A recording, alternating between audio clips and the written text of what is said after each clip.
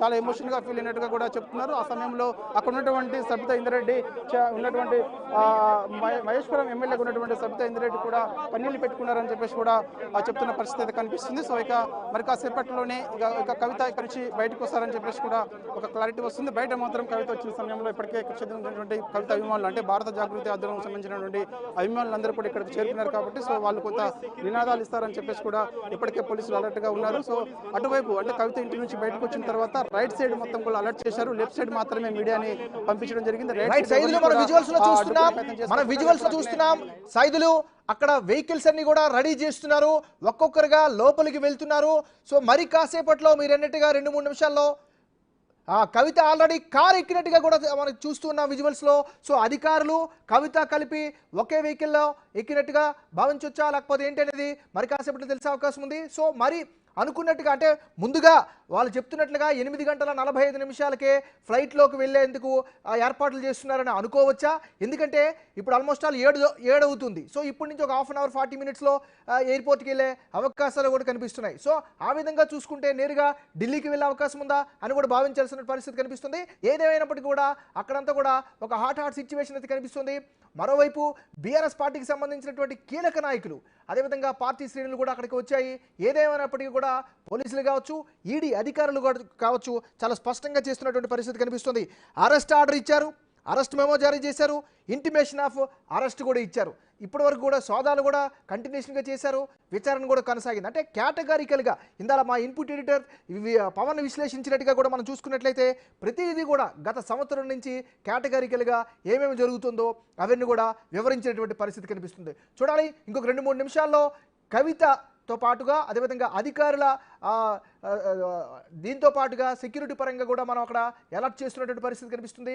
Rope party కూడా చాలా clear చేస్తున్నటువంటి పరిస్థితి కనిపిస్తుంది. మళ్ళీ మనం సైదుల దగ్గరికి వెళ్దాం. ఎస్ సైదులు క్యారీ ఆన్, చెప్పండి మీ అప్డేట్స్.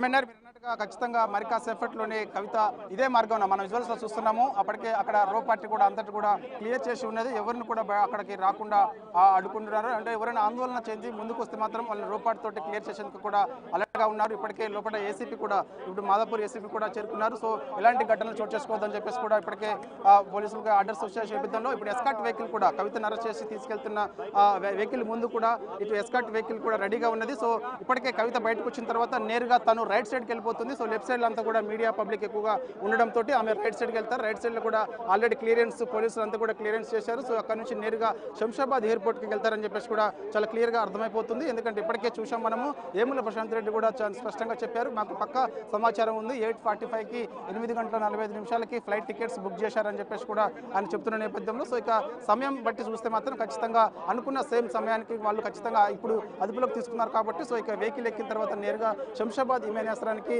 ఆ కవితను తీసుకెళ్లిన తర్వాత అక్కడ నుంచి ఢిల్లీకి తీసుకెళ్తారని చెప్పేసి ఉంటున్నారు. అయితే ఢిల్లీకి వెళ్ళిన తర్వాత అక్కడ జడ్జి ముందు సైదులు వెహికల్ లో ఫ్రంట్ సీట్ లో కవిత కూర్చున్నారు. కవితకి కేటీఆర్ ఒక చెంప మీద ఒక భరోసా ఇచ్చి ఏం కాదనేటట్టుగా చెప్తున్నట్టు పరిస్థితి కనిపిస్తుంది. కేటీఆర్ పక్కన హరీష్ రావు కూడా ఉన్నారు. హరీష్ రావుతో పాటు మరికొంతమంది కీలక నాయకులు కూడా అక్కడ ఉన్నారు. బహుశా మరి 2-3 నిమిషాల్లో బయటికి వెహికల్స్ వచ్చే పరిస్థితి కనిపిస్తోంది సైదులు. సో ఒక వైట్ కారు అదేవిధంగా ఒక బ్లాక్ కారు, 2 కార్లు ఉన్నాయి. వైట్ కారు ముందు వస్తుంది. ఆ వైట్ కారులో మొదటి సీట్లో డ్రైవర్ పక్కన సీట్లో ఆకుపచ్చ రంగు చీర కట్టుకున్నటువంటి కవితని అక్కడ కూర్చోబెట్టారు. ఆమెతో పాటుగా వెనకతలు కూడా అధికారులు బహుశా ఈడీ అఫీషియల్స్ ఉన్నట్టుగా కనిపిస్తోంది. ఓవరాల్గా అక్కడ గంభీరమైనటువంటి వాతావరణం అయితే ఉంది. సో అధికారులు అయితే చాలా స్పష్టంగా క్లియర్గా చెప్తున్నారు. సో దానికి సంబంధించి మరి కాసేపట్లో బయటకు వచ్చే అవకాశం కనిపిస్తుంది. మనం బిగ్ టీవీ స్క్రీన్ పైన ఎక్స్క్లూజివ్గా చూస్తున్నాం. డ్రైవర్ పక్క సీట్లో ఫ్రంట్ సీట్లోనే కవిత కూర్చున్నటువంటి పరిస్థితి